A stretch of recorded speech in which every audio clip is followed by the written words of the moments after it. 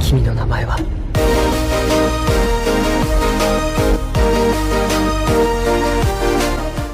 Welcome to Anime Lovers Company. Sekarang ini Mimin punya sesi baru yang dimana kita merangkum atau membuat daftar rekomendasi anime, dan mungkin kedepannya channel ini akan berisi hal-hal seperti ini. Oke, dengan hal seperti itu kita akan membahas 5 rekomendasi anime yang bertemakan isekai atau enggak bergenre isekai berdasarkan dari vote terbanyak kalian. Tanpa basa-basi, lanjut. 5. Kenja no Mago.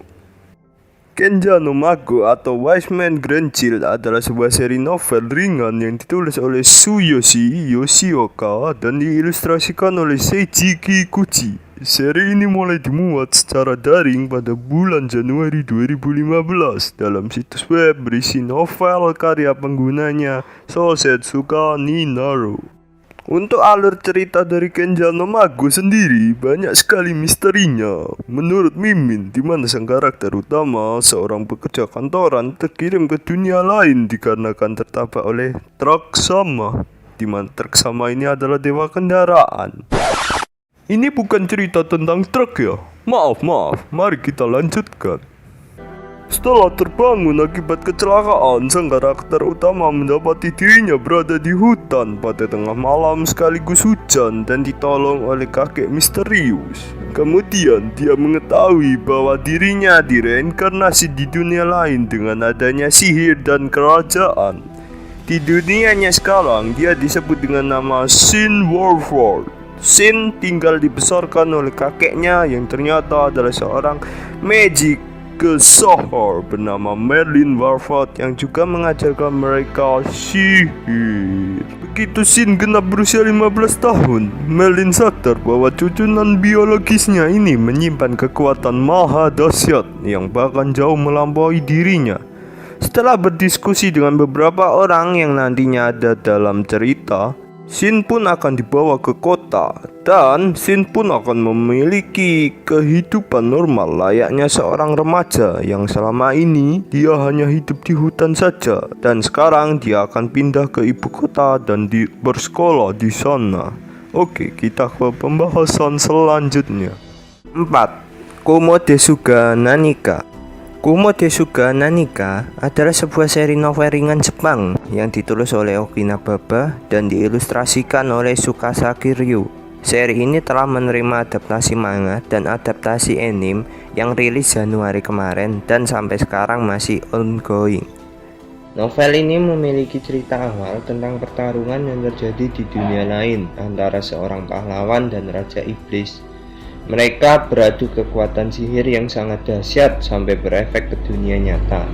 Sayangnya, efek ke dunia nyata ini sampai menghancurkan sebuah ruang kelas di sekolah dan menewaskan semua muridnya. Akhirnya, semua siswa dilahirkan kembali ke dunia lain. Namun, sayang, salah satu siswa berubah menjadi monster laba-laba. Monster laba-laba ini adalah monster lemah yang menjadi sasaran petualang pemula dan bukan monster kuat dengan level yang tinggi. Bertahan hidup di dunia lain sangatlah keras dan sang laba-laba monster ini harus berjuang keras untuk bisa mempertahankan nyawanya. Selain itu, dia pun ingin berjuang agar bisa naik level di kehidupannya. Dari kehidupan SMA seorang cewek hingga menjadi monster laba-laba yang terjebak di gua gelap penuh monster. Cerita novel ini sangat seru dan menegangkan. Si monster laba-laba berbekal pengetahuannya semasa hidup di dunia nyata dan selalu berbekal positif thinking untuk berjuang bertahan di dunia lain ini. Walaupun alur cerita animenya berbeda dengan manga, di mana animenya bukan hanya membahas tokoh utama si laba-laba saja, tetapi juga membahas teman-temannya yang ikut bereinkarnasi di awal cerita.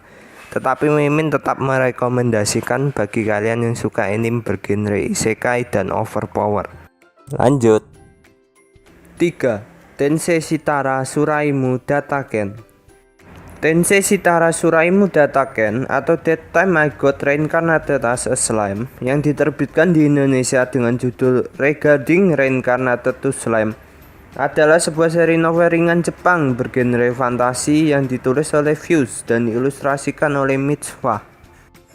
Novel ringan ini mulai diserialisasikan secara daring antara tahun 2013 dan 2016 pada situs web penerbit novel buatan pengguna Shosetsuka Ninaro. Hak atas seri ini kemudian menjadi milik Micro Magazine yang menerbitkan novel ringan volume pertama pada tahun 2014. Rimuru adalah slime hasil reinkarnasi. Dia yang mengawali kehidupan baru sebagai slime perlahan berjuang mendirikan negara yang dihuni monster secara damai. Seperti apa keseruan perjalanan hidupnya? Pekerja kantoran berumur 37, Satoru Mikami, terbunuh dalam usaha perampokan. Dia terbangun di dunia baru sebagai slime dengan kemampuan utama sebagai predator. Dia tidak sendirian. Dia ditemani oleh Great Sage yang berfungsi mirip navigator. Kalau remaja sekarang tahunya sih asisten AI sih, kayak Google dan Siri. Oke Google. Karena kurang kerjaan di gua, dia mulai menyantap berbagai magic ore dan sebuah rumput obat yang dia rasa bakal berguna ke depan bila berhasil meninggalkan gua. Pertemuannya dengan Veldora, salah satu dari 4 True Dragon yang bersisa, memberikan informasi seperti apa dunia baru ini. Bahkan dia mendapatkan informasi tidak semua orang dari dunia lain hasil reinkarnasi, ada juga yang merupakan panggilan menggunakan sihir.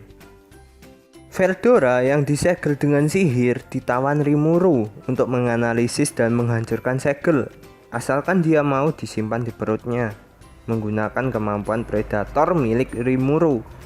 Analisis yang dilakukan membutuhkan waktu lama, sedangkan Rimuru juga ingin melakukan perjalanan keluar dari gua. Oleh karena itu, muncul ide gila di otak Rimuru yang mengingat slime bagi Veldora hanyalah monster lemah. Namun, karena Veldora yang sudah menjadi saudara dan akhirnya menerima tawaran Rimuru, saya melahap Veldora. Rimuru melanjutkan perjalanan mencari jalan keluar gua. Lanjut nomor 2. Overlord.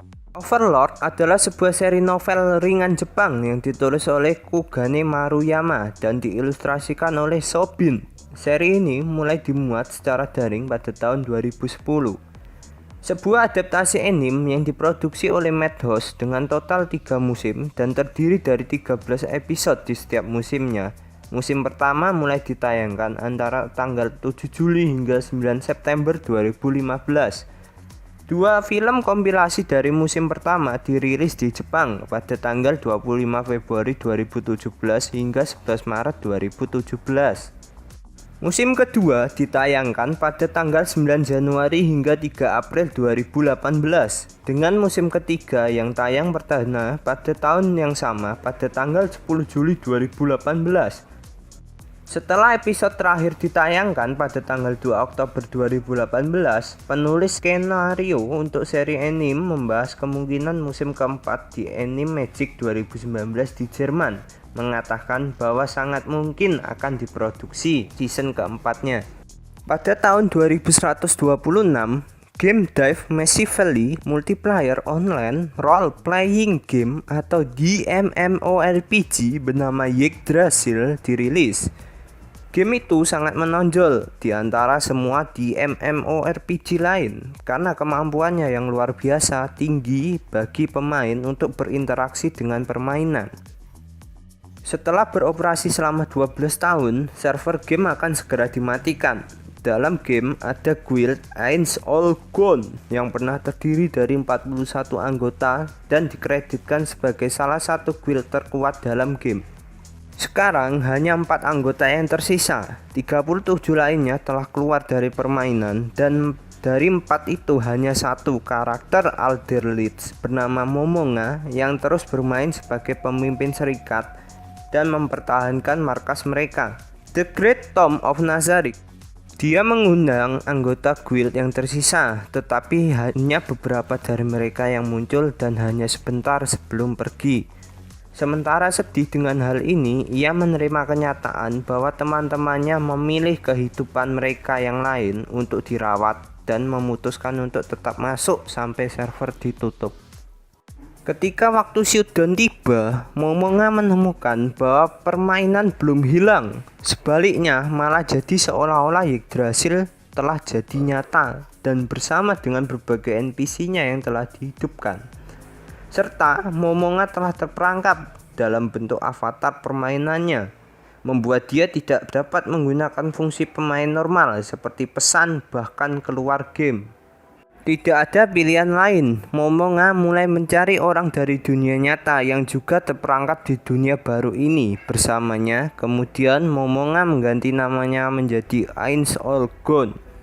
Momonga mulai menjelajahi dunia baru ini dalam upaya untuk mencari tahu apa yang terjadi saat mencari siapapun atau apapun yang dapat membantunya memecahkan misteri ini sambil memastikan keamanan Nazarick. Terakhir, nomor 1. Mondaiji Tachi ga Isekai Karakuru so Desuyo. Mondaiji Tachi ga Isekai Karakuru so Desuyo, juga dikenal sebagai Mondaiji, adalah sebuah serial novel ringan Jepang yang ditulis oleh Taro Tatsunoko dengan ilustrasi oleh Yu Amano. Sebuah adaptasi anime oleh Diomedia tayang di Jepang sejak 11 Januari 2013 hingga 15 Maret 2013. Tiga anak Sakamaki Isayoi, Asuka Kudo, dan Yo Kasukabe memiliki kehidupan yang membosankan karena memiliki kekuatan yang tidak tertandingi. Suatu saat mereka mendapatkan sebuah amplop yang memindahkan mereka ke Little Garden, sebuah tempat dengan kekuatan supranatural bernama Gift. Di sana penduduk menggunakan Gift untuk memainkan permainan tingkat tinggi yang dikenal sebagai Gift Games untuk mendapatkan kekayaan dan prestasi untuk komunitas mereka. Ketiga anak ini bergabung dengan komunitas No Name yang telah hancur dan membantu komunitas ini untuk meraih kembali kemakmuran mereka. Setelah mengetahui beberapa hal tentang Little Garden, mereka memutuskan untuk mengalahkan Demon Lords yang sedang berkuasa. Asuka Kudo yang mempunyai gift berupa authority atau wewenang mampu menguasai pergerakan dari siapapun orang yang mempunyai gift lebih lemah darinya. Ya, harusnya Mimin saja sih yang punya gift ini. Lumayan kan, bisa melakukan hal-hal penting seperti pegangan tangan sama si doi atau nyuruh mantan masuk sumur. Jika kalian punya gift ini, kalian ingin apa? Komen di bawah ya. Terus yo, Kasukabe punya gift yang dinamakan Genome Tree, tipe dari gift genome tersendiri yaitu pencipta, dimana dengan gift yang diberikan ibunya melalui ayahnya ini mampu menyerap data DNA dari hewan jika menjalin kontak atau hubungan yang dalam dengan pemilik gift Genome Tree. Untuk Sakamaki Izoi, di episode terakhir animenya belum dijelaskan apakah nama dari giftnya ini dan hanya diketahui dengan kode name Agnon. Kekuatan dari gift ini sangat banyak, mulai dari supranatural strength, supranatural speed, supranatural durability, supranatural stamina, dan masih banyak lagi. Sampai itu saja pembahasan mengenai top 5 anime isekai yang menurut Mimin menarik. Sebenarnya masih banyak sih, kayak Re:Zero, Kuma Kuma Bear, dan lainnya. Kalian ingin nggak dibuat part 2 nya juga? Kalau ingin, komen ya di bawah. Sampai di sini dulu video kali ini. Jika ada salah mohon dimaafkan. See you next time. Bye bye.